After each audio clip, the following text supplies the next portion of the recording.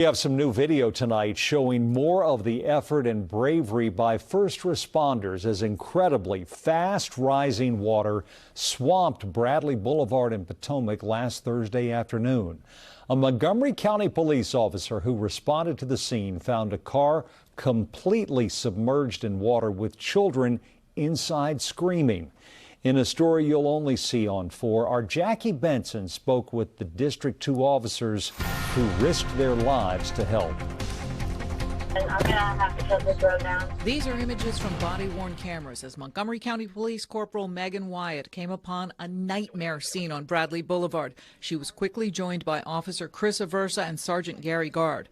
Also present, a man who was called there by his panicked wife, who was calling from inside the submerged car with their 2-year-old boy and a boy for whom she's a nanny. The husband had her on speaker.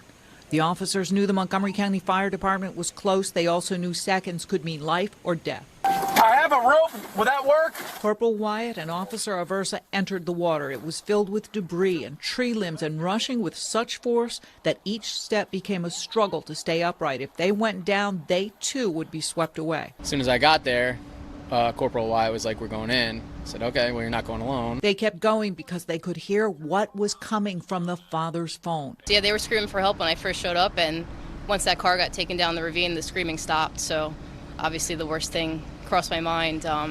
But then as we were yelling over the PA system, the screaming started up again. Just as the officers realized there wasn't enough rope to get to the SUV, the sight they desperately needed to see appeared: Montgomery County Fire and Rescue.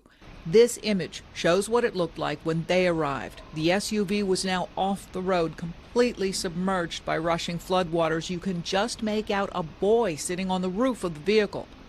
Using a pole to measure the depth of the water, fire and rescue personnel made their way to the vehicle and got all 3 occupants to safety.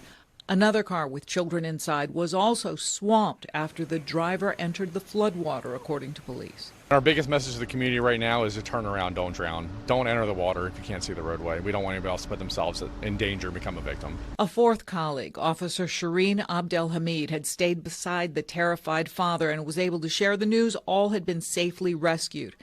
As firefighters escorted the drenched and shivering occupants to a waiting ambulance, the frightened crying of the 2-year-old rose above the sound of the rushing water. It was a welcome sound to first responders. It meant he was alive. Everyone was alive. In Potomac, Jackie Bensen, News 4.